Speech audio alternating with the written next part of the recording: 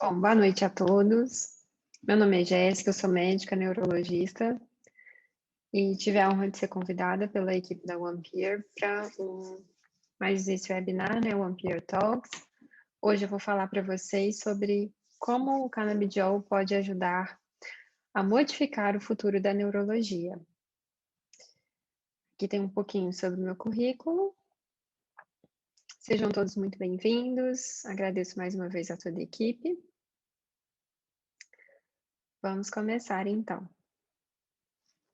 Bom, esse é um tema, né, que tem cerceado várias discussões clínicas, envolvendo desde moléstias neurológicas, passando pela psiquiatria, cardiologia, reumatologia, oncologia, endocrinologia. Então, o tema, né, quando a gente fala em medicina canábica, cannabis medicinal, canabidiol, THC, CBD, tudo isso, né, leva a gente para um outro patamar dentro da medicina, como eu gosto de falar, um novo horizonte se abre. E durante essa aula eu vou mostrar para vocês um pouco de como, né, o meu horizonte se abriu e também vou explicar, mostrar um pouquinho da minha experiência clínica, né, como neurologista dentro de algumas moléstias específicas. Ao final da palestra, né, quando eu terminar, a gente vai abrir um tempinho para algumas perguntas, para alguns questionamentos. A minha história nesse universo canábico começou com a demanda da esposa de um paciente meu, é paciente meu até hoje. Na época eu era residente de neurologia, estava no segundo ano da residência, e eu já comecei a coordenar um ambulatório de distúrbios do movimento.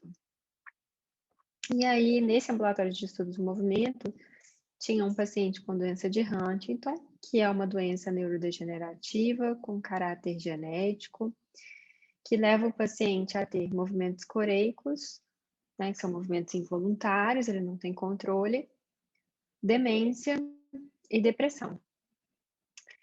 E aí, a esposa desse paciente, né, já estava frustrada, porque ele já estava usando vários medicamentos, mas nada tinha um efeito satisfatório, e ele estava piorando cada vez mais. Ela me procurou e falou: doutora, eu quero usar extrato de cannabis para tratar o meu marido. Eu li várias coisas, eu vi que tem várias pessoas usando, eu vi que tem respostas favoráveis, e eu preciso de um médico que seja prescritor. Eu sei que você não prescreve, mas eu gostaria de te pedir para talvez tentar prescrever para ele. Falei, bom, eu vou precisar estudar, porque nunca prescrevi. E eu preciso ver se existem alternativas, porque eu tinha dentro de mim um preconceito muito grande.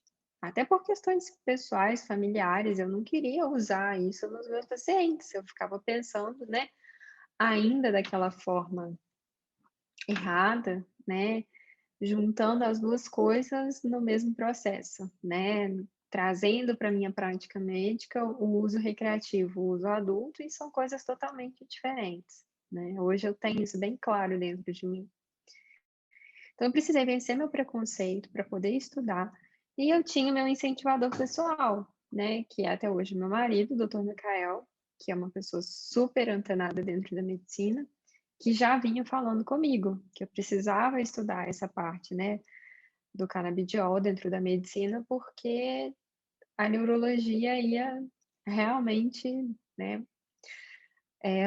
seguir um caminho de ascensão, quando aceitasse a utilização medicinal dessa forma.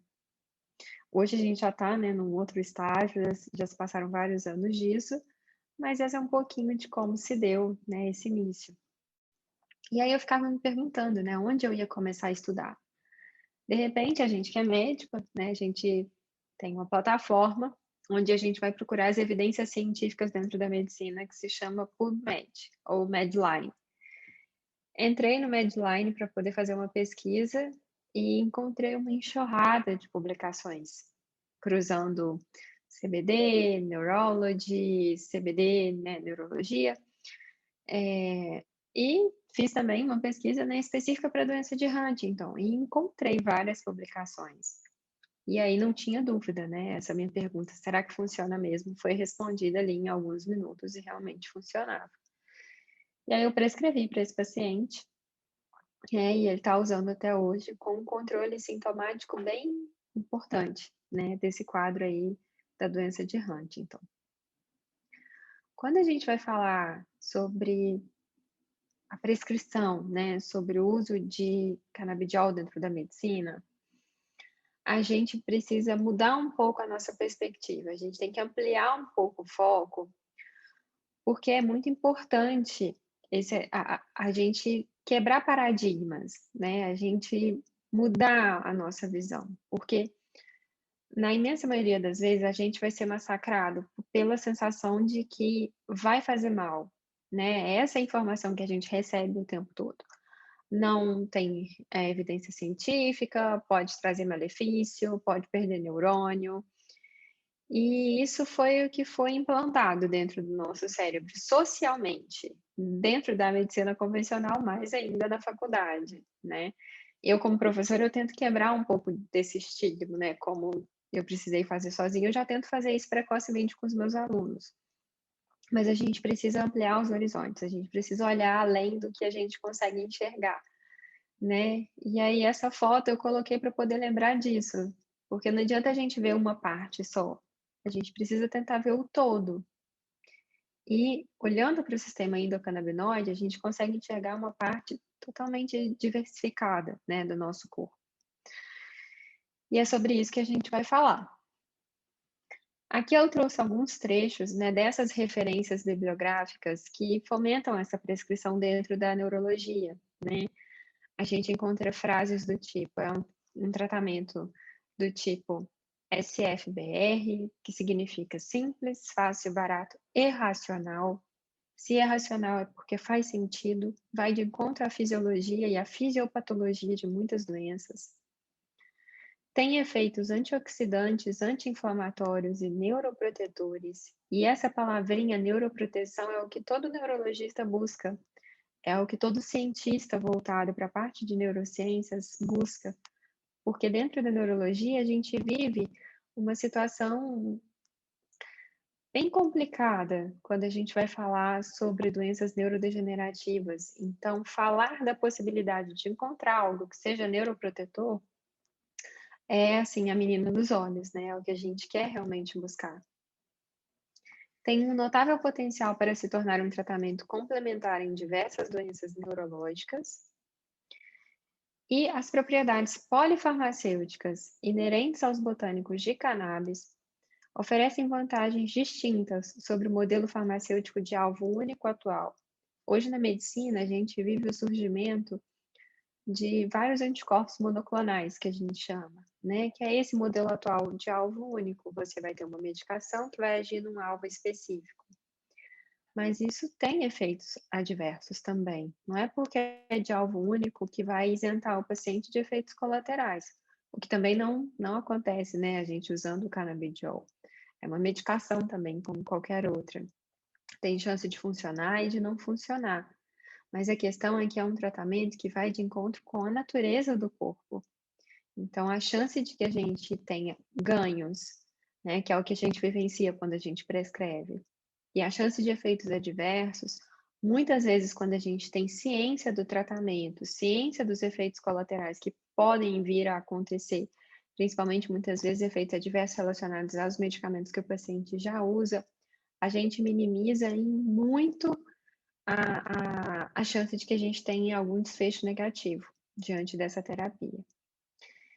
E anunciam revolucionar o tratamento neurológico para uma nova realidade de intervenção eficaz e até mesmo de tratamento preventivo. Nós que somos neurologistas sofremos muitas vezes o bullying, né? A gente recebe muitas vezes críticas dos outros colegas de outras especialidades, porque eles falam que o neurologista não faz tratamento, o neurologista faz só tratamento paliativo, porque muitas das doenças não são doenças agudas, são doenças crônicas e neurodegenerativas. E aí, quando você abrange, né, essa possibilidade de fazer uma intervenção que seja eficaz, que possa prevenir, né, pegar uma família que tem uma doença genética, talvez utilizar de forma preventiva, Isso muda completamente a perspectiva de vida, né, de toda uma população, de toda uma família. Então, hoje a base, né, de muitos estudos acaba sendo essa, a avaliação, né, do uso do canabidiol, do uso dos terpenos, do uso do canabigerol, enfim, de todos esses compostos da planta, né, em quadros específicos, principalmente dentro do âmbito da neuropsiquiatria. Essas são as fotos de algumas dessas publicações, de onde aquelas frases anteriores saíram. E aí, quando a gente vai falar, né, da terapia canábica, a gente tem 2 compostos principais que eu acredito que a maioria das pessoas que estão nesse webinário já tenham escutado, que são o CBD e o THC, né. O CBD, o canabidiol, a gente está falando, assim, majoritariamente dele aqui, né, na aula. E uma coisa importante é que a gente fica emocionado, né, "Ai, falar, vou usar CBD, canabidiol", parece que, assim, é uma mágica, né, que vai acontecer na nossa vida. Mas a gente não pode esquecer do THC e dos outros fitocannabinoides, né. Muitas vezes o THC ele é visto como vilão, mas muitas vezes não é isso que vai acontecer na prática. Tudo vai depender da prática que o médico tem em relação a prescrever determinado perfil de medicação, tudo vai depender da genética do paciente. Hoje a gente já tem testes genéticos que podem ser feitos antes da gente iniciar a terapia canábica, para ver qual que vai ser o perfil melhor de metabolização do paciente, caso ele entre em contato com o CBD, caso ele entre em contato com o THC, né. Então isso tem mudado, tem revolucionado a prática clínica, né, principalmente dentro da minha especialidade. Então a gente tem que lembrar que um não é vilão e o outro não é o herói da história, né, eles se complementam, eles são muito importantes, só que a gente tem muito mais estudos robustos falando das vantagens do CBD. Por quê? Porque o CBD, ele é a parte da planta que tem mais a capacidade de funcionar como ansiolítico, como relaxante muscular, como indutor do sono. Ele tem um potencial gigantesco em relação ao controle de epilepsia, tanto que os estudos, né, atuais mais significativos dentro da neurologia são voltados para o uso do CBD em síndromes epilépticas farmacologicamente resistentes, como Lennox-Gastaut, síndrome de Dravet. Então a gente tem que lembrar que ele realmente é muito importante, mas o THC não deve ser visto como vilão, porque ele pode trazer benefícios significativos quando bem indicado.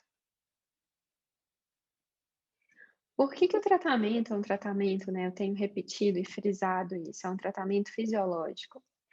Porque a gente tem um sistema endocannabinoide, e esse sistema endocannabinoide, ele é distribuído ao longo do nosso corpo. De que forma que a gente consegue identificar isso? A gente tem receptores diferentes, principalmente os receptores CB1, que estão localizados em algumas regiões específicas, principalmente no nosso sistema nervoso central. Tem receptores CB1 no hipocampo, que é a sede da nossa memória de longo prazo. No nosso cérebro é uma região bem pequenininha que modula a nossa memória. Então a gente pega, por exemplo, uma informação de agora, eu acabei de lanchar antes dessa aula. Eu me recordo o que que eu comi. Antes de lanchar, eu estava atendendo, eu me recordo o último caso clínico que eu atendi. Essa é uma função do hipocampo, ele pega uma memória de curto prazo e ele vai ver se essa memória tem importância ou não para que ela seja sedimentada à noite, durante o meu sono. Também a gente tem receptores na amígdala, que é uma região importante, não é a amígdala da garganta, é a amígdala do cérebro, a gente também tem uma amígdala no cérebro, que é uma região importante do nosso sistema límbico, que é o sistema que faz parte da sensação que a gente tem de medo, angústia, recompensa, felicidade, tem muita relação com vícios, né, com adição. Os gânglios da base, que são muito importantes para a gente conseguir fazer movimentos rápidos, movimentos involuntários. O cerebelo, que é muito importante para o equilíbrio do nosso corpo e também tem importante função cognitiva. O córtex, que é a capinha do cérebro, onde a gente faz a discriminação de tudo que está acontecendo ao nosso redor. Vocês já sabem, por exemplo, que essa é a minha voz, que essa é a voz da doutora Jéssica, que é neurologista, porque o córtex, lá na região temporal da cabeça de vocês, já identificou que esse é o tom, é o timbre da minha voz, é um volume específico. Vocês sabem que vocês estão tendo uma aula agora de sistema endocannabinoide, porque o córtex occipital está mostrando para vocês que aquele conjunto de letras que está escrito ali na região superior da tela de vocês, do celular ou do computador, do sistema que vocês estão assistindo a aula, tem algum significado que vocês aprenderam quando eram crianças, falando que ali está escrito sistema endocannabinoide. E o hipotálamo, que é uma região importantíssima, principalmente do ponto de vista endocrinológico, porque o hipotálamo ele vai gerar diversas substâncias, diversos hormônios que vão gerar sinalizações específicas para outras regiões do nosso corpo que têm função endócrina também, como tireoide, como ovários, né, como testículos, todas essas regiões específicas. E a gente também tem receptores CB1 em partes importantes, né, do nosso sistema reprodutor, útero, testículos, ovários, a próstata e também no pâncreas. Lembrando aqui, então, um pouquinho, né, que talvez essa terapia possa trazer vantagens para pacientes que são diabéticos. Já os receptores CB2, receptores, pessoal, para vocês entenderem, são como fechaduras, tá? Então, a gente tem fechaduras espalhadas por diversas regiões do nosso corpo. E as substâncias que são produzidas dentro do nosso próprio corpo, dentro do nosso sistema endocannabinoide, são as chaves. Essa chave vai lá, se conecta com a fechadura e gera uma reação específica. Se eu der a substância, se eu der o CBD, né, o canabidiol, ou os fitocannabinoides, eles também podem atuar como chaves. Atuar nessa fechadura, virar a fechadura e desencadear uma reação específica. E muitas vezes, essa reação da chave com a fechadura não está funcionando adequadamente numa determinada doença. Por exemplo, na doença de Alzheimer, por exemplo, na doença de Parkinson, por exemplo, no autismo, por exemplo, na ansiedade, por exemplo, em muitos tipos de cânceres. E aí, esse é o foco dos estudos científicos hoje em dia.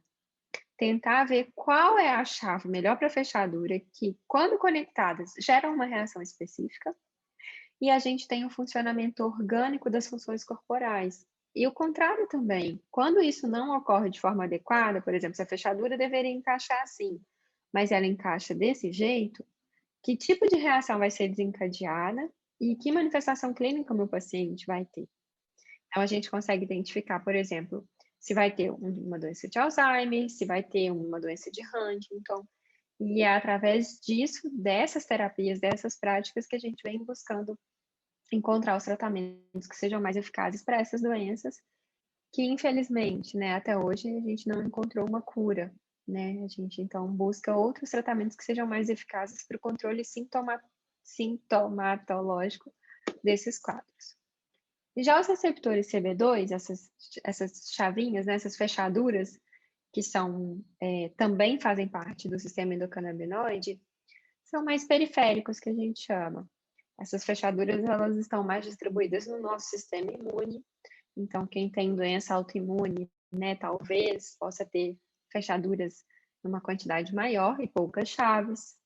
Células neoplásicas, como eu falei, né, em casos de cânceres. Tecido conjuntivo. Terminações nervosas periféricas, então em dores periféricas, por exemplo, dor, né, de neuropatia periférica. A gente também tem bastante chavinha, bastante fechadura esperando receber uma chavinha, e é por isso que muitas vezes a terapia, né, com canabidiol ajuda bastante em quadros de dores neuropáticas. E nas células da glia, que são células do sistema nervoso central, que funcionam como se fossem o cimento, elas dão a base para os nossos neurônios funcionarem. Só que a gente não tem só as fechaduras, como eu falei. A gente também tem as chavinhas que são produzidas dentro do nosso próprio corpo. Duas chavinhas principais, que são dois endocannabinoides principais, duas substâncias, né, que funcionam como neurotransmissores no nosso corpo, são a anandamida, que a gente produz ela no nosso corpo, e ela tem uma semelhança importante também com os fitocannabinoides, né, principalmente com o THC. Ela vai se conectar ali na fechadurazinha de acordo com o que a nossa demanda for necessária. Então, a gente já sabe que se eu tenho um período estressante, se eu tenho uma demanda cognitiva significativa, eu vou precisar produzir anandamida para me sentir melhor depois daquela situação estressante. Só que se eu não conseguir produzir, talvez, a anandamida, eu não fique com uma sensação de bem-estar. Então essa relação de estresse, estresse físico, estresse emocional, gera um estresse oxidativo. Cada vez mais a gente tem observado que tem uma ligação específica com a produção da anandamida e do 2-AG, que é o nosso segundo endocannabinoide mais estudado, tá? Então a gente tem esse sistema, né, dentro do nosso corpo. O mais importante da gente observar é isso, essa similaridade com o que a planta também tem. Nós também temos.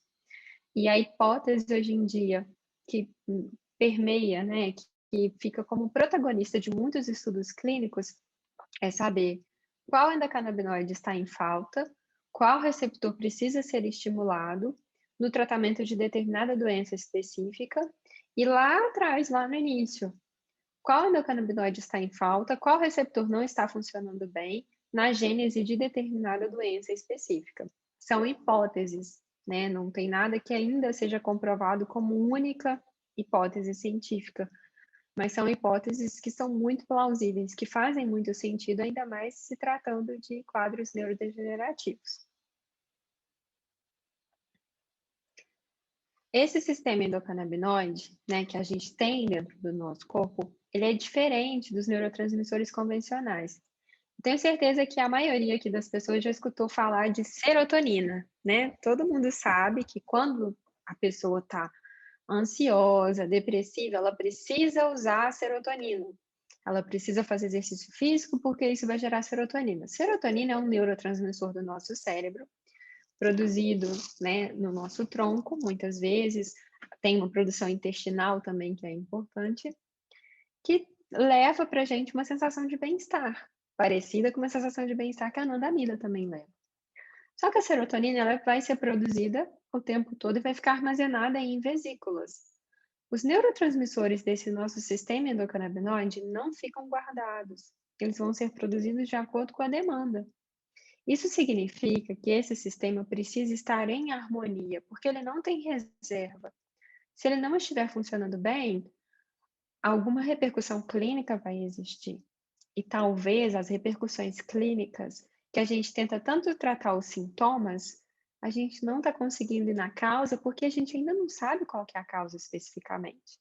A causa pode ser esse desequilíbrio do sistema endocannabinoide. E muitas das vezes na prática, quando a gente faz a prescrição, quando a gente atua, né, nesse universo, a gente observa que essa é uma hipótese que faz muito sentido, porque muitos pacientes têm uma resposta significativa, uma resposta muito satisfatória. Essa é uma figura de um artigo, coloquei aqui só para poder ilustrar, aqui, né, onde está a minha setinha, ó, à direita, né, da tela de vocês. A gente tem falando sobre o CBD, ele tem potencial de atuar como agonista da serotonina, que é o neurotransmissor que eu falei que é importante na ansiedade e na depressão, então ele ajuda a produzir serotonina. Ele é antiemético, então ele ajuda em casos de náusea, por exemplo. Então, quando a pessoa tem um tumor, está fazendo quimioterapia, utilizar, né, o canabidiol pode trazer benefícios. Ele é anticonvulsivante, ele é antineoplásico. Então, usar não só nos sintomas, né, de quimioterapia, mas usar também de forma primária ali, como um antineoplásico, ajudando, né, de forma adjuvante ao tratamento convencional.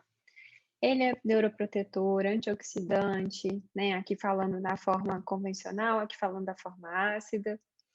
Do lado esquerdo aqui da tela de vocês, a gente tem falando do THC, então a gente precisa tirar esse estigma de que o THC é vilão, porque ele também é anticonvulsivante, também é antineoplásico, ele também age nos receptores PPA, R-gama, que são receptores relacionados à dor, né, são receptores inflamatórios. Ele também é relaxante muscular, ele age como um pró-microbioma. Então esse estudo aqui ele é até importante porque ele faz uma relação da microbiota intestinal com o Propionibacterium acnes, que é a bactéria que causa acne nas pessoas, trazendo resultados específicos, resultados bem significativos.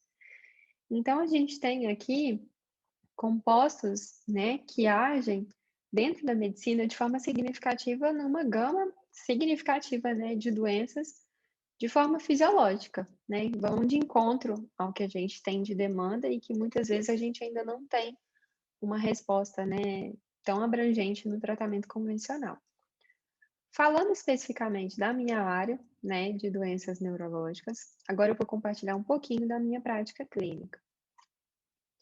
Então, o que frustra, né, muitas vezes dentro da neurologia são os quadros neurodegenerativos, em que a gente tem uma pessoa que a gente sabe que vai progredir com déficits graduais, com uma demanda social, uma demanda familiar, né, dar um diagnóstico de uma doença dessa vai muito além de só falar da doença, a gente tem que conversar com a família, explicar para a família que a família precisa se programar, né? O paciente precisa se programar muitas vezes. E esses quadros muitas vezes têm respostas que não são satisfatórias aos tratamentos convencionais. Ou quando tem alguma resposta, muitas vezes o paciente não tolera o efeito adverso da medicação que foi prescrita para ele poder utilizar. Muitas vezes a gente tem uma polifarmácia, por exemplo, é um paciente idoso, hipertenso, diabético, que começou agora com um quadro confusional, está evoluindo com um quadro demencial. Então, ele já usa as medicações do diabetes, já usa as medicações da hipertensão, você vai precisar usar agora as medicações também para o quadro cognitivo comportamental. Então, é uma polifarmácia, né? E a gente já sabe que quanto mais remédio a gente usa, mais efeito adverso a gente tem, mais risco de vida a gente corre, né? Muitas pessoas não têm consciência disso, mas usar remédio demais faz mal, traz danos para a saúde. E aí, quando a gente começa a entrar nesse universo canábico, né, a gente começa a perceber que pode existir uma uniformização da terapia. A gente começa a desmamar várias medicações porque elas não vão ser mais necessárias. A gente observa que muitas vezes o paciente tem uma normalização da pressão arterial, uma normalização da glicemia, e muitas vezes isso não demora para acontecer. Pode ser, às vezes, até bem fugaz, assim, nesse início já da terapia. Aqui tem várias doenças onde a gente já tem referência científica, né, fomentando a prescrição. Então, na esclerose múltipla, principalmente na espasticidade, nas epilepsias refratárias, dor crônica, esquizofrenia, distúrbios do sono, glaucoma, sintomas do trato urinário inferior na esclerose múltipla, principalmente, né, bexiga neurogênica, síndrome de Tourette, demência, Parkinson, transtorno de estresse pós-traumático, ansiedade. Então, a gente ainda tem, né, existem estudos para todas essas doenças, às vezes estudos ainda pequenos, a gente não tem muitas vezes estudos grandes, multicêntricos, controlados, randomizados, mas já existe fundamentação científica para fazer uma prescrição nessa linha. Eu vou falar um pouquinho agora sobre esclerose múltipla. Na esclerose múltipla, não sei se tem alguém aqui, né, que tem esclerose múltipla ou que tem algum familiar que tem esclerose múltipla. Uma das coisas que muitas vezes limita o paciente muito é a espasticidade. Para quem não conhece, espasticidade é uma rigidez, né, uma dificuldade de fazer um movimento voluntário que o paciente tem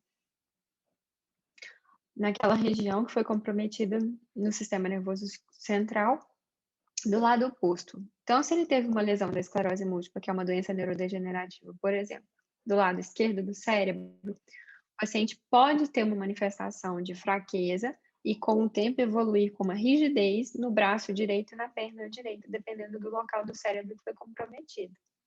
O membro fica rígido e, com isso, ele não consegue fazer movimentos voluntários.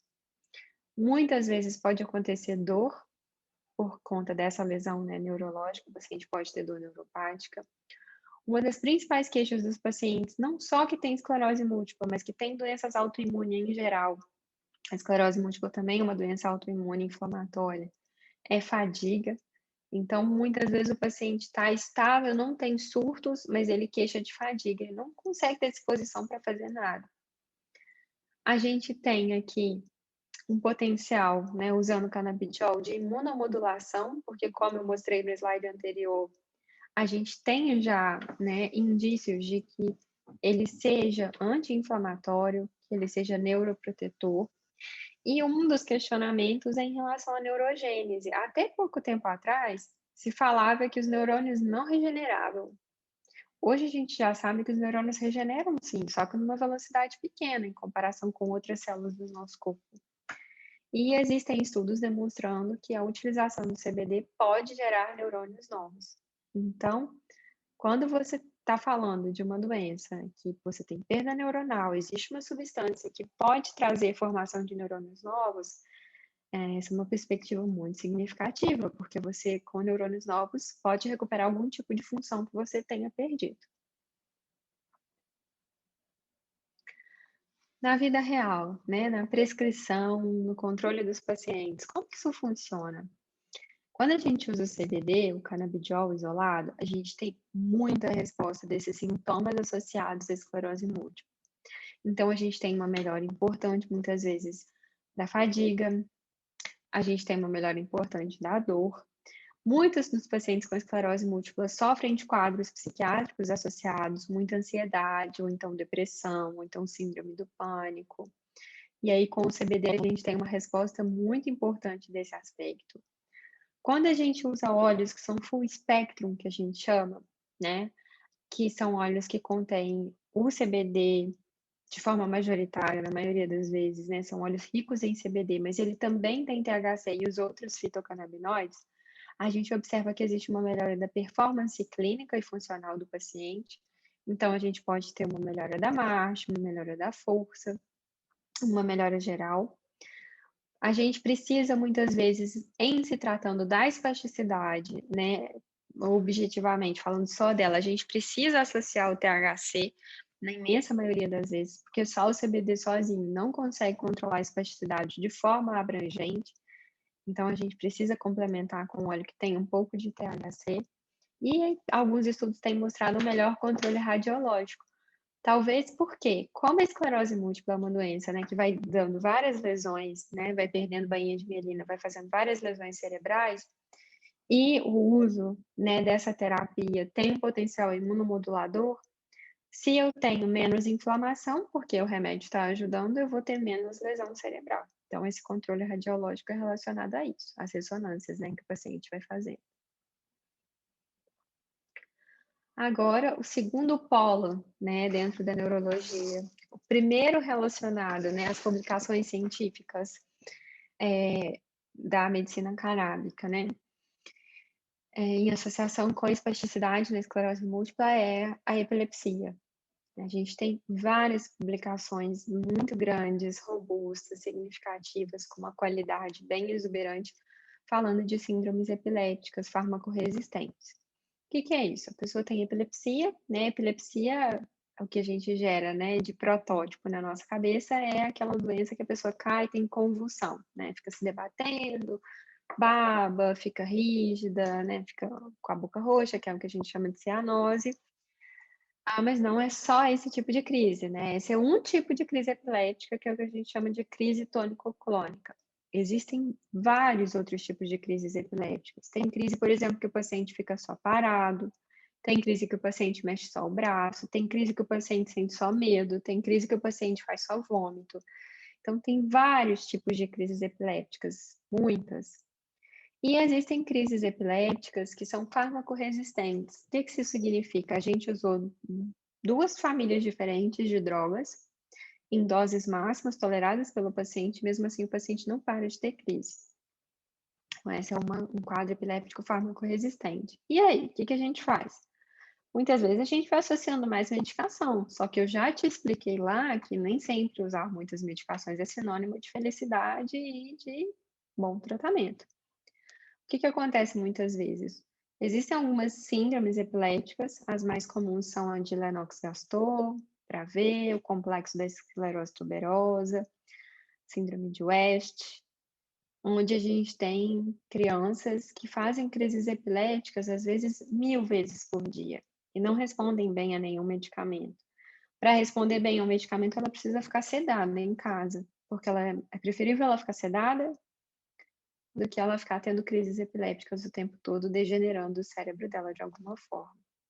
Então, nessa situação, a gente tem prejuízo da cognição, a gente tem prejuízo do desenvolvimento dessa criança, a gente tem prejuízo da motricidade, da fala, né? E esses efeitos adversos dos medicamentos em uso muitas vezes fazem a criança ter problemas hepáticos, problemas cutâneos, né, problemas odontológicos, problemas dentários.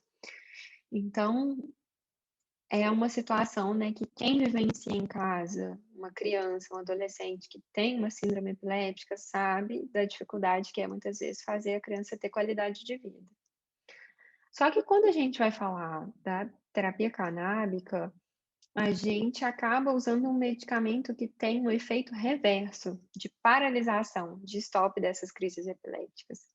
Então, você pode ter um remédio que atua num determinado receptor, numa determinada fechadura, o outro em outra fechadura. Aí vem o canabidiol e atua em várias fechaduras ao mesmo tempo, só que de frente para trás. Ele atua de uma forma diferente dos remédios convencionais. É por isso que ele é tão eficaz, tão efetivo nesses casos de epilepsia refratária, por conta do seu mecanismo de ação. Na vida real, a gente tem muitos estudos falando do CBD isolado, não tem como negar que ele seja muito eficaz. A questão é saber qual a dose. Ah, eu vou entrar em contato aqui no final da aula, eu tenho uma filha que tem epilepsia e eu quero já começar a usar CBD para ontem. Qual a dose? Não tem como a gente prever qual que vai ser a dose. A dose vai depender da idade, do peso e da resposta da criança ao medicamento, né? A gente tem que levar em consideração todos os vieses. Os estudos variam de 0,5 miligrama por quilo de peso até 20 miligramas por quilo de peso.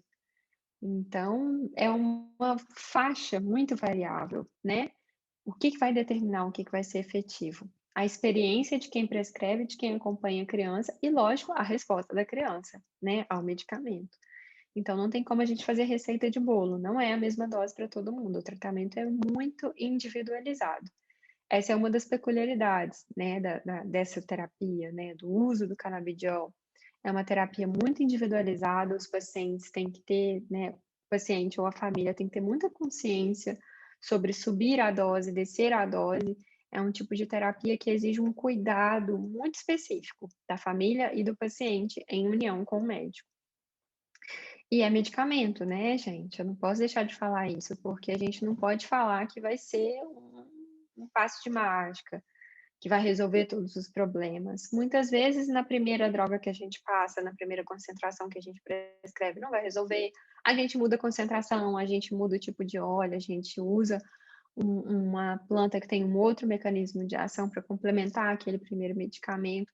Por isso que tem que ser sempre um profissional capacitado, gabaritado, que saiba fazer o acompanhamento desses pacientes e saiba muitas vezes ver quais os mecanismos de ação que vão gerar talvez interação medicamentosa com a medicação que o paciente já usa, né? Existem vários medicamentos que interferem nessa metabolização, porque ele é de metabolização hepática. Então, ácido valproico, por exemplo, que é o Depaquene, a gente tem que levar em consideração. Clobazam, que é o Frisium, a gente tem que levar em consideração. Vários antipsicóticos, como a risperidona, por exemplo, a gente também tem interação. Então, a gente tem que fazer todo esse acompanhamento. Os óleos full spectrum também podem ser usados na epilepsia. Tudo vai depender, como eu falei, da experiência de quem prescreve, da necessidade da criança, né, e do teste. Começa com CBD isolado. Eu, muitas vezes, quando a criança é pequena, eu começo com CBD isolado, vou observando a resposta. Caso a resposta não seja tão satisfatória como eu espero, eu associo, ou então eu troco um óleo para full spectrum, porque o THC aqui, ele pode sim ser importante, tá? Ele pode trazer algum benefício, porque eu mostrei lá naquele slide atrás que ele também tem potencial antiepiléptico. Aqui tem um caso, né, um homem de 37 anos, tem o diagnóstico de epilepsia desde os 14 anos de idade. A semiologia das crises é variada. O que isso significa? Ele não tem só aquela crise que ele cai no chão e se debate, ele também tinha crises do tipo parada comportamental, que as pessoas conhecem muitas vezes pelo nome, né, de crise de ausência. Ele também tem crises focais. E ele estava usando oxcarbazepina, ácido valproico, levetiracetam. Estava com doses medianas desses medicamentos e também usava clonazepam e olanzapina, porque ele vinha tendo problemas relacionados à ansiedade. Tinha ainda crises epilépticas noturnas, mesmo com tudo isso de medicação. O primeiro atendimento que eu fiz dele foi em abril do ano passado. A minha sugestão foi reduzir o ácido valproico e o clonazepam até um desmame gradual, pensando na interação medicamentosa que pudesse acontecer, né, com o uso do CBD, que a gente fizesse também um desmame gradual da olanzapina, aumentar a lamotrigina.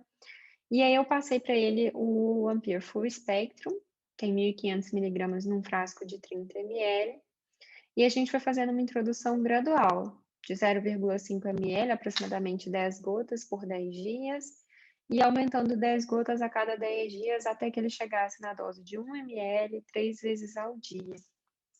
Então, ele chegaria numa dose média de 150 miligramas por dia.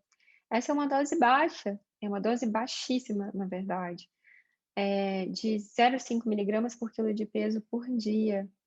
Né? Em comparação com os outros estudos, é uma dose muito, muito, muito pequena. Mas aqui eu estou falando de um óleo full espectro, que em algumas situações pode trazer um tipo de benefício mais ampliado em relação ao CBD isolado. Mas eu não posso falar que um seja superior ao outro, como eu falei. Né? Tudo vai depender da experiência de quem prescreve e da necessidade, né, de cada paciente individualizado. O primeiro atendimento dele foi dia 15/4, e no dia 27/4, a mãe dele me mandou essa mensagem: "Boa tarde, doutor. Eu tenho uma notícia boa que eu não poderia deixar de lhe passar. O meu filho tem dormido mais relaxado, tem 4 noites sem convulsão. E hoje ele está mais acordado, já ouviu até música, coisa que não acontecia faz muito tempo. Eu estou fazendo tudo como está prescrito." E aí eu falei: "Que ótimo, eu fico feliz com essa notícia." E aí ela falou: "Hoje eu já chorei, não de tristeza, mas de alegria, em ver meu filho voltando à vida." Então esse é o tipo, né, de resposta que a gente espera. Vai ser assim com todo mundo tão rápido? Não. Tem paciente que às vezes demora para a gente achar a dose ideal, o medicamento ideal. Com ele foi rápido, né, na primeira prescrição e nas primeiras 2 semanas a gente já teve uma resposta tão importante assim. Mas isso é para mostrar que é um caminho que é promissor, né. Falando agora de um dos carros-chefes do meu consultório, a doença de Alzheimer, né. Comprometimento cognitivo em geral, doença de Alzheimer, demência vascular, demência por corpúsculos de Lewy, demência na doença de Parkinson, né, que acontece na fase avançada. Os estudos mostram, né, um potencial de neuroproteção. O que é neuroproteção? Impedir que os neurônios morram, que é o que acontece nesses quadros neurodegenerativos. A gente sabe que o THC inibe competitivamente a acetilcolinesterase, e a acetilcolina é um neurotransmissor que é importante nesses quadros cognitivos, tanto que quando o paciente tem comprometimento cognitivo, a gente usa um anticolinesterásico. Tem vários no mercado. Os mais comuns são donepezila, né, a gabapentina, a rivastigmina. O CBD é um antioxidante, né, e a gente sabe que o estresse oxidativo é um dos grandes vilões, né, para a morte, que leva à morte neuronal. E a gente tem uma estabilidade já descrita em alguns estudos, mostrando que a gente diminui a deposição da proteína beta-amiloide, que é a proteína que fica desorganizada no caso da doença de Alzheimer, e leva à morte neuronal. Então existem vários indícios de que talvez ela promova um resultado satisfatório. A gente pode usar CBD isolado, tem vários estudos mostrando respostas muito significativas, principalmente do ponto de vista comportamental, melhora da qualidade de sono, melhora do humor, mais tolerância, né? Aumento da tolerância à frustração, à negação. A gente também pode usar óleos full espectro, né? Tudo vai depender da demanda, como eu falei. E uma coisa importantíssima é a tendência à monoterapia, né? Como eu falei, muitas vezes são pacientes que já têm outras morbidades, já usam outros medicamentos, e é fascinante a gente ver que a gente vai cortando. Cada consulta a gente corta esse, corta aquele.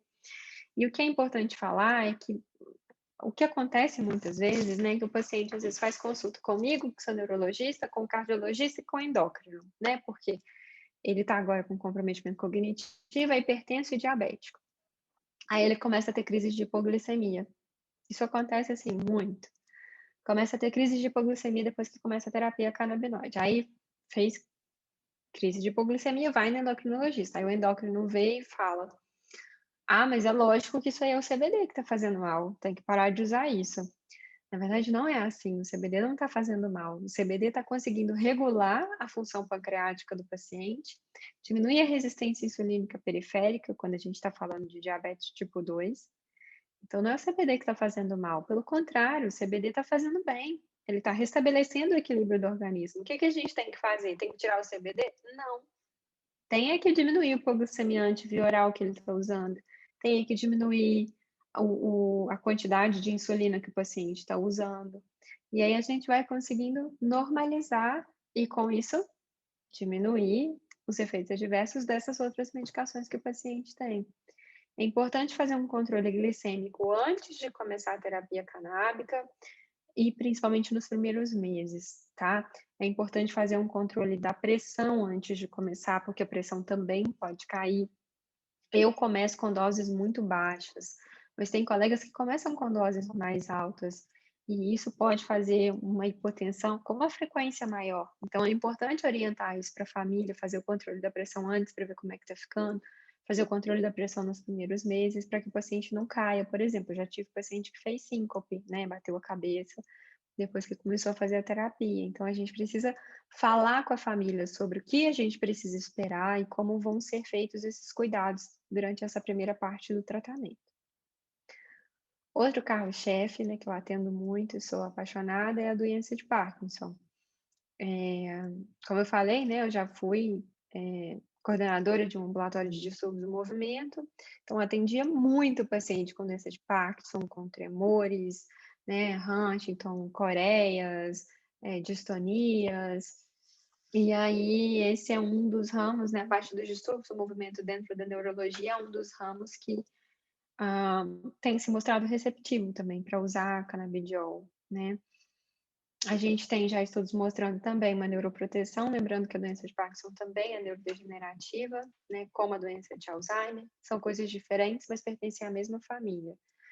A gente tem uma melhora da rigidez na doença de Parkinson, o que mais incomoda o paciente muitas vezes não é o tremor, mesmo porque nem todo paciente que tem Parkinson treme. A gente tem o que a gente chama de forma, né, rígida cinética, em que o paciente não tem tremor nenhum, mas ele tem doença de Parkinson. A gente tem uma melhora do distúrbio comportamental do sono REM. Muitos pacientes que têm doença de Parkinson, eles começam a vivenciar os sonhos à noite, e eles gritam, batem, né, em quem está no lado, bate na esposa, né, é mais comum em homens, por isso que eu digo que bate nas esposas, e isso é uma causa comum de separação até de cama, né, entre o casal. Então a gente tem uma resposta significativa nesse aspecto. Melhora da depressão e da fadiga, que são sintomas correlatos comuns no paciente que tem doença de Parkinson.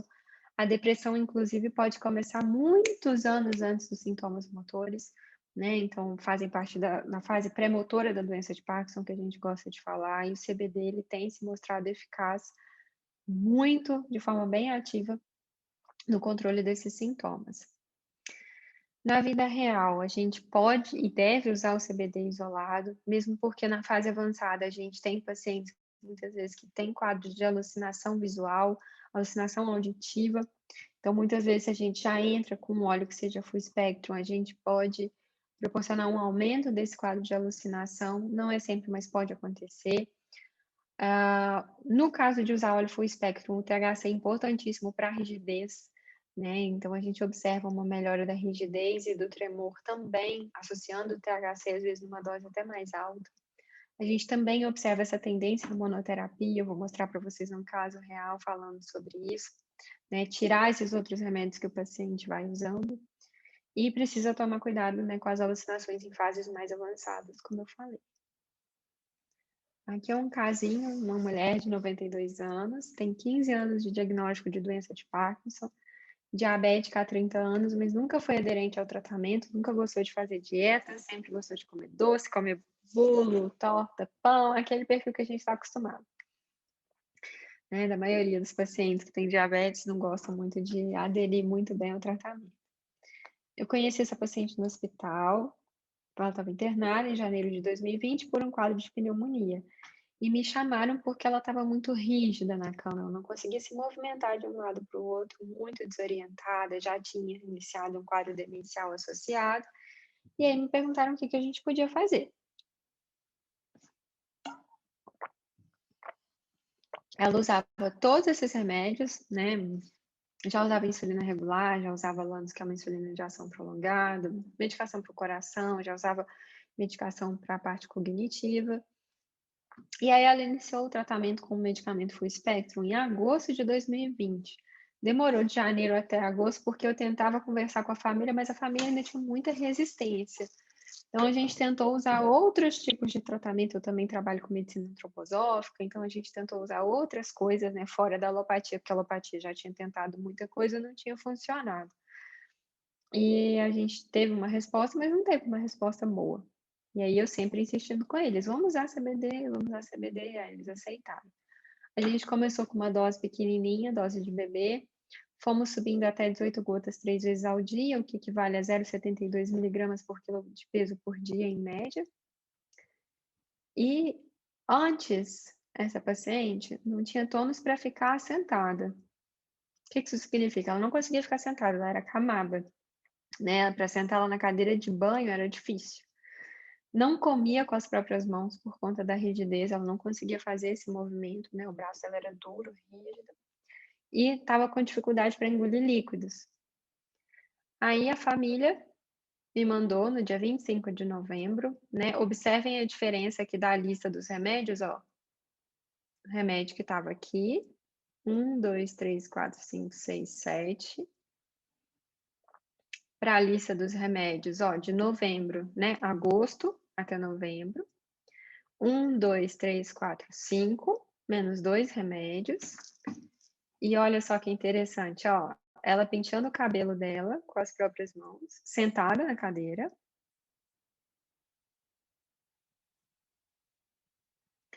E aqui ela comendo pão de queijo, feito na casa dela, com a xícara, tomando com a própria mãozinha dela e sentada, né, coisa que ela não conseguia fazer antes. Período muito curto de tempo, com uma dose pequena, né, então é isso que motiva a gente a continuar, a fazer parte desse quadro. Agora falando do autismo, né, muitas vezes o que mais gera disfunção no paciente e na família é a questão do comportamento da criança, né. O paciente muitas vezes ele tem muita estereotipia, ele tem muita resistência a fugir da rotina. Agora com a pandemia, né, acabou a rotina muitas vezes da criança. Os pais vivenciam, né, momentos desafiadores, né, a cada dia, né, cada dia é uma experiência diferente. A criança pode ter comportamento hiperativo também, muitas crianças têm epilepsia relacionada a quadro de autismo, e os artigos, né, relacionados nessa parte ainda são pequenos, a gente não tem estudos grandes nesse aspecto.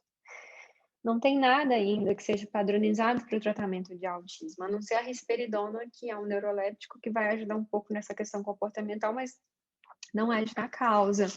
É um tratamento pura e simplesmente sintomático, né, não vai melhorar o cérebro da criança. Só que os estudos mostram, né, que o CBD pode atuar na neurogênese, pode atuar na plasticidade neuronal, pode promover um ganho cognitivo, psicossocial, ganho na motricidade, pode melhorar o controle esfincteriano e pode melhorar a fala, né? Um dos critérios diagnósticos para autismo é o atraso da fala, que muitas vezes é a primeira coisa que chama a atenção dos pais, quando eles ainda não sabem identificar as alterações comportamentais. Então, não é mudança da água para o vinho, é tratamento, é remédio, não significa que deu certo para uma criança que vai dar certo para outra, não significa que a primeira medicação que a gente vai passar vai dar certo, mas é um tratamento que tem se mostrado muito benéfico, é um aliado muito grande que a gente tem à terapia convencional. Aqui tem outro caso, é um paciente que eu atendi, 18 anos de idade, atendi a primeira vez em março do ano passado, tinha manifestações de autismo desde o primeiro ano de vida, era uma criança que foi adotada por uma família, tinha agressividade extrema, teve várias internações psiquiátricas, várias, ao longo da vida. Usava Aldol, quetiapina, clopramazina, prometazina, olanzapina. Para quem não sabe que remédios são esses, são remédios antipsicóticos, né? São remédios que são necessários utilizar quando a pessoa paciente tem um perfil esquizofreniforme, né, que tem muitas crises de agressividade, rompantes de temperamento. São remédios para tentar sedar, controlar o comportamento da pessoa. A mãe entrou num processo judicial para conseguir o Ampyr, né, com CBD isolado, de 6.000 miligramas. O medicamento chegou só em dezembro do ano passado, e eu atendi ele de novo esse ano, no dia 20 de janeiro. Ele estava em uso só de Amplictil e quetiapina. Ó, olha a diferença. Aldol, quetiapina, clorpromazina, prometazina e olanzapina, 5. Agora ele já estava só com 2, Amplictil e quetiapina. A gente foi fazendo desmame ao longo do ano passado. E ele estava usando também o CBD. Ele estava usando 0,25 miligramas 2 vezes ao dia. Isso equivale a mais ou menos 100 miligramas, 0,25 ml. Isso equivale mais ou menos 100 miligramas, né, por dia, totalizando 1,5 miligrama por quilo de peso por dia, que também é uma dose baixa. Já que eu falei com vocês que os estudos mostram, né, até 20 miligramas por quilo de peso por dia, uma dose altíssima e não tóxica, né? Mesmo sendo uma dose altíssima, não é uma dose tóxica. Uma das coisas que mais chama atenção no uso do canabidiol é a segurança, né, que ele tem. É um medicamento que não vai gerar vício, né? Ou a criança não vai ficar viciada na medicação. A gente pode tirar quando for necessário. A gente pode acrescentar outros medicamentos. A criança não vai ficar sedada com a medicação, ela não tem risco de vida, que é diferente do que acontece com o benzodiazepínico, por exemplo, que a gente pode precisar usar num quadro de epilepsia refratária e o paciente pode ter uma parada respiratória, por exemplo, pela medicação, tá? A mãe falou, né, ele começou a usar em dezembro. Em janeiro, a mãe falou que ele teve uma melhora de 70% do humor, não teve mais nenhuma crise de agressividade depois do ajuste dos medicamentos que a gente foi fazendo ao longo do último ano. Estava com autonomia e ajuda nas atividades familiares. Ela me mandou essas fotos do guarda-roupa dele, ele é apaixonado com o Flamengo. Esse é o único ponto ruim, né, dele, com todo respeito aos flamenguistas. Mas ele estava arrumando o guarda-roupa, né? A mãe falou que era um caos manter o quarto dele arrumado, porque ela arrumava, ele bagunçava tudo rapidinho. Ele mesmo estava arrumando as gavetas. Ele tem 19 camisas do Flamengo, que ela falou. Mantinha tudo organizado, né, agora, e começou a ajudar a mãe nas compras de supermercado, né? Então, uma coisa que ela nunca tinha vivenciado, né? E é o que faz a gente ficar bem otimista, né, nesse aspecto. Bom, pessoal, muito obrigada a todos, né, que assistiram. Esses são os meus contatos, né? Tem meu Instagram, meu e-mail, o WhatsApp da minha clínica. Estou à disposição se alguém tiver, né, alguma dúvida, quiser fazer alguma pergunta, agora esse é o momento, né? Espero que tenha sido, né, de enriquecimento para acrescentar a vivência de todo mundo aí e quebrar um pouco desse paradigma em relação à terapia. Se alguém quiser fazer alguma pergunta, vou olhar aqui.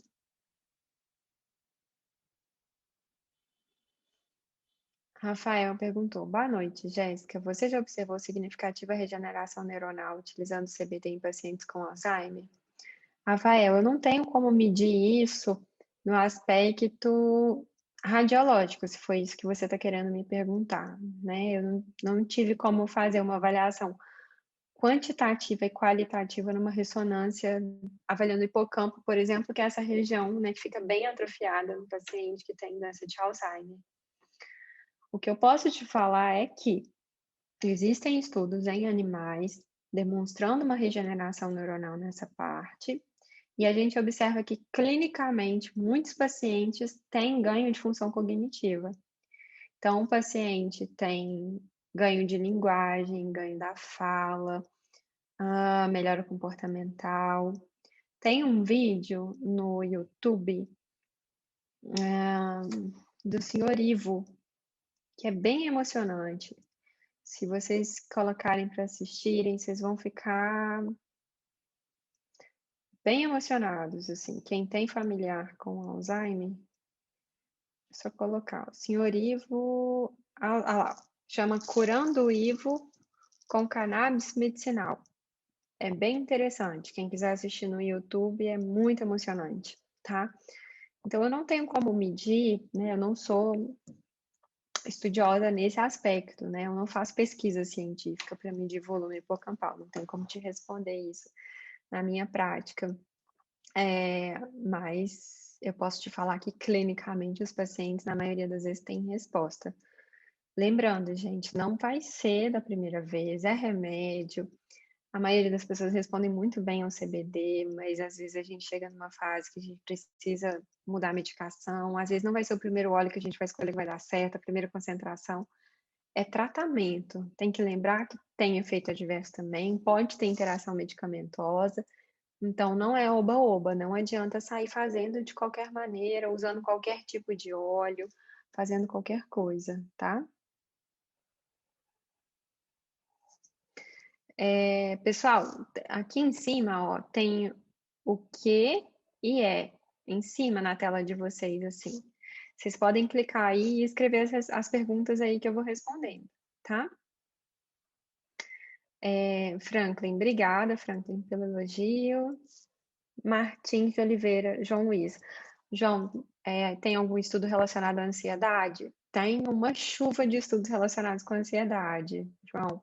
O Dr. Rafael Michelin, né, que é o grande estudioso, assim, a referência mundial, a maior referência mundial em estudo de cannabis, né, o Dr. Rafael Michelin, né, responsável até pela síntese, né, do THC, do CBD, tudo isso. Ele fala que, do ponto de vista dele, eu assisti uma aula dele no finalzinho do ano passado no congresso, ele falou que, do ponto de vista dele, o grande impacto, né, da terapia canábica dentro da medicina vai ser em relação ao tratamento da ansiedade. Tem muita coisa, tá? Cristina, paciente autista menor de 5 anos responde melhor com tratamento com ou sem THC. Cristina, eu já vivenciei as duas coisas.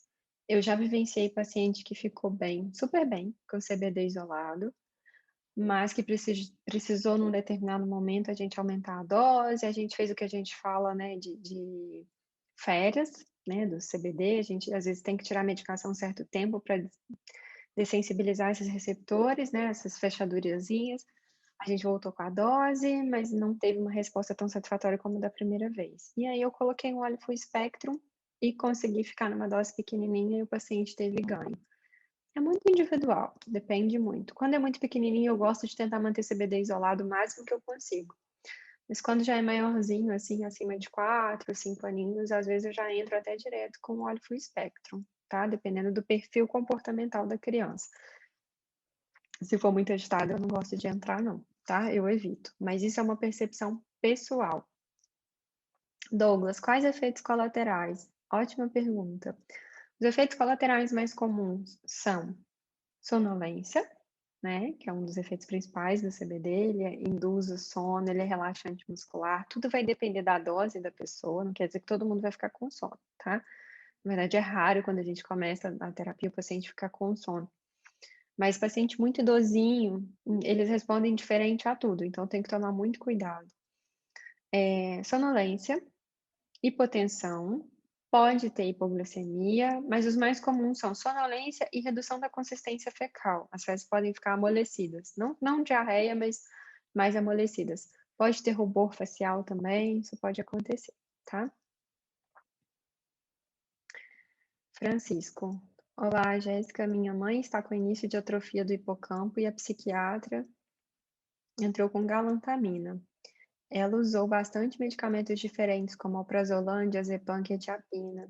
A psiquiatra se mostrou resistente ao CBD. Minha mãe está ainda muito no início dos sintomas. O tratamento é efetivo para essa fase? Francisco, eu falei na aula várias vezes que tem um potencial neuroprotetor e que pode induzir neurogênese. Então, uma dica que eu te dou é, quanto antes começar, melhor, tá? Até para desmamar esses outros remédios, tá? Que são muito mais deletérios para o cérebro.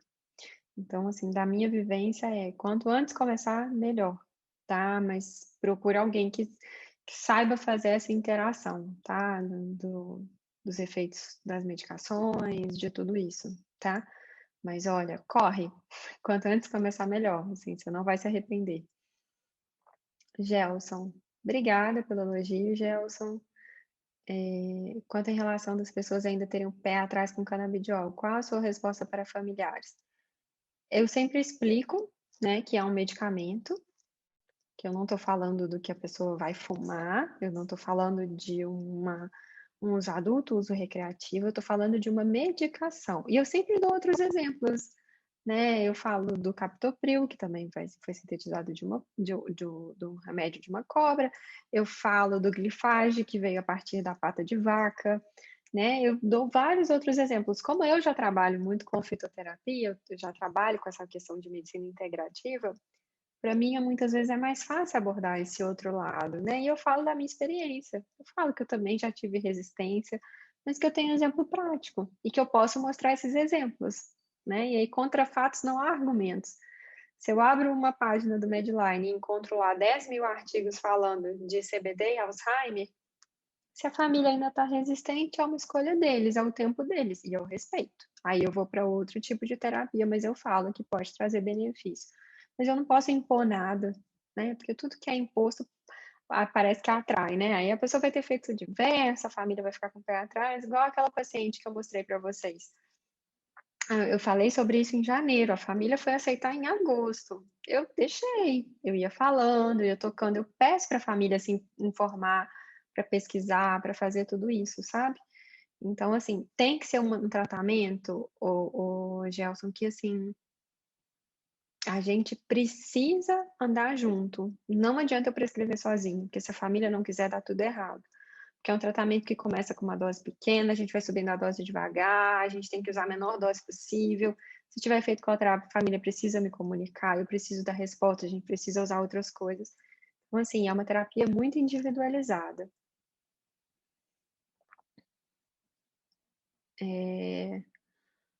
Doutora, boa noite, Renato. Na doença de Alzheimer, você inicia o tratamento com CBD isolado? Depende, Renato. Depende. Assim, eu vim de uma linhagem, né, assim, de tratamento que eu uso muito óleo full spectrum, tá? Essa é uma particularidade minha e de outros profissionais. Tem gente que usa só CBD isolado, tem gente que usa full spectrum, tem profissionais que usam óleo rico em THC e não tem certo, não tem errado. A gente tem que levar em consideração, como eu falei, a experiência de quem está prescrevendo, porque vai saber manejar efeito colateral. E a pessoa tem que se sentir confortável com o que ela está prescrevendo, porque ela sabe que ela vai esperar e, lógico, respeitar a necessidade do paciente, tá? Cada caso é um caso. Quando é um paciente que às vezes tem muita alucinação, muito quadro de agressividade, às vezes eu começo com CBD isolado, às vezes eu começo com uma coisa que eu gosto de falar, às vezes eu faço assim, CBD isolado, às vezes 2, 3 meses, depois eu começo com o full spectrum devagarzinho, até para não precisar subir muito o isolado, coloco o full spectrum de dia, deixo o CBD isolado à noite, não tem receita de bolo, isso vai muito assim do prescritor, do que ele sente, né, confortável para fazer, e do perfil do paciente, tá? Cristina, existe alguma dose inicial que a doutora acha interessante iniciar em um paciente com epilepsia refratária? Geralmente mais efetivo com ou sem THC? Mesma situação, Cristina. Eu começo sempre com gotas, tá? Eu começo muito com dose pequena, porque eu já comecei com doses mais altas e eu não gostei muito das coisas que eu vivenciei. Então, eu começo com gotas. Apesar do medidor do óleo vir com 0,25, 0,5, 0,75, 1, 1,5, eu sempre começo com gota. No caso de epilepsia, é importante a gente ter uma medicação de resgate, às vezes, né? Então, por mais que use óleo full espectro, ter um CBD isolado para poder usar, por exemplo, numa dose maior na hora da crise, né? Então, a gente tem que ter artifícios, mas eu não tenho como te falar se o THC vai ser mais efetivo, tá? Depende muito da situação. E eu sempre começo com gotinhas.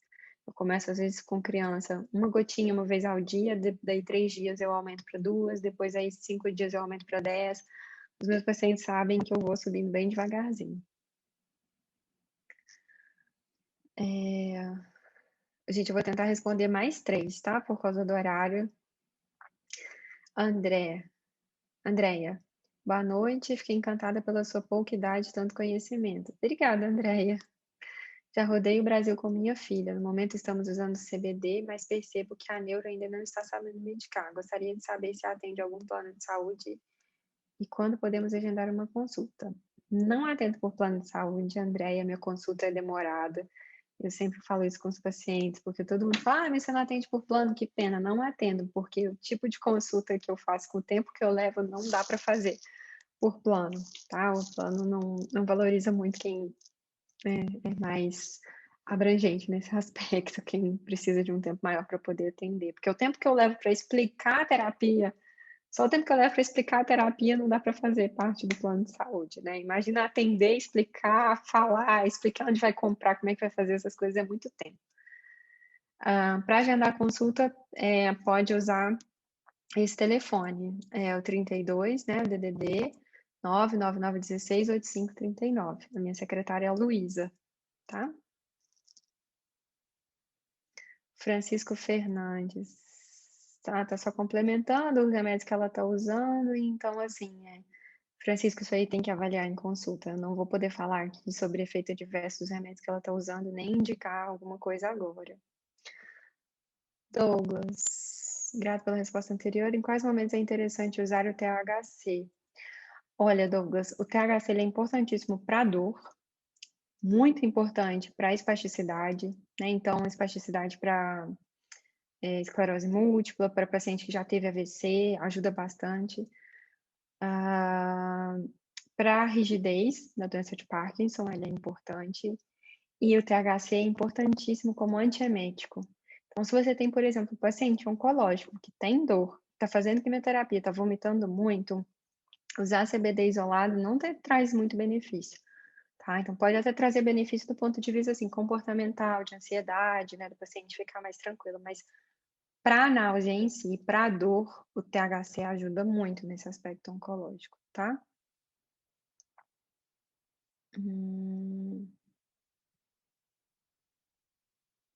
Cíntia. Sim, eu estou atendendo pessoas de outras localidades, eu estou com paciente do Brasil inteiro e de outros países também.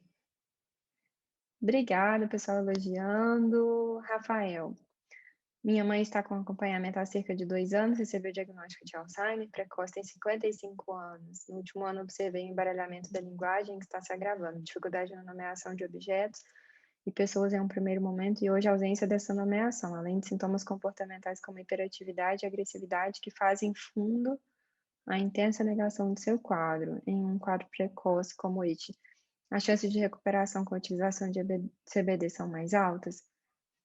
Não posso te falar que são mais altas, Rafael. Eu posso te falar que existe possibilidade de estabilidade do quadro. Ela pode sim ter algum ganho funcional, mas eu não posso garantir que vai ter resposta. Uma das coisas, gente, mais importantes que a gente tem que fazer é a questão da estratificação das expectativas. Alinhar essas expectativas é tratamento. Pode trazer resultado, pode não trazer resultado, pode melhorar em 1 mês, pode melhorar em 6 meses. Não é mágica, tá? É um tratamento contínuo e tem risco de efeito adverso como qualquer outro medicamento, tá? Então, assim, é muito individualizada a terapia, a família tem que estar muito afim de participar quando é um caso, né, igual esse, porque vai começar com uma dose, vai subir, às vezes vai ter que reduzir de novo, às vezes vai ter que tirar por umas 2 semanas, às vezes vai ter que trocar de cepa. Então é complexo, mas pode trazer resultado sim. E aí eu volto para aquela mesma resposta que eu dei, né, para o Gelson. Quanto mais cedo entrar, melhor. Dor aguda ou crônica? As duas, Douglas. As duas. Resultado para dor é muito bom, tá? A Paula, portfólio, né? É com a empresa, não é comigo. Obrigada pelo retorno. Pessoal, Obrigada a todo mundo, obrigada de novo à equipe, né, pelo convite. Fico à disposição de vocês, tá? Qualquer coisa, podem entrar em contato. Acho que a gente pode finalizar por aqui. Consegui responder tudo.